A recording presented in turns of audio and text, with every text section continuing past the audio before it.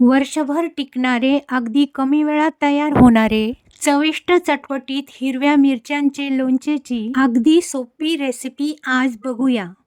लागणारे साहित्य डिस्क्रिप्शनमध्ये दिले आहे.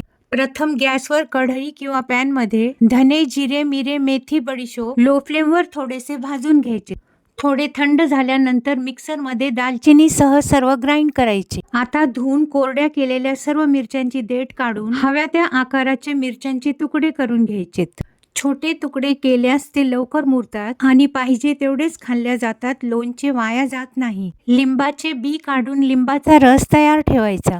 आता कापलेल्या मिरच्यांमध्ये मीठ मिक्स करायचे, नंतर व लिंबाचा रस टाकायचा आणि 1 चमचा व्हिनेगर टाकायचे. व्हिनेगरमुळे मिरच्यांचा तिखटपणा कमी होतो व लोणचे जास्त टिकते. आता मिक्सरमध्ये ग्राइंड केलेले मसाले टाक सर्व मिक्स करायचे व त्यातच मोहरीची डाळ एकजीव मिक्स करून घ्यायची. इथे मी तेल आधीच कडकडीत गरम करून थंड केलेले आहे. एकदम थोड्या तेलात हिंग, हळद परतून घेतली आहे. आता तेल पूर्णपणे थंड झाल्यानंतर मिश्रणात पूर्णपणे एकजीव मिक्स करायचे.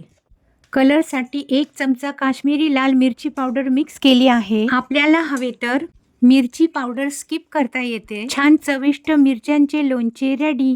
कुठलेही लोणचे नेहमी काचेच्या बरणीतच भरून ठेवायचे, मग ते जास्त टिकते.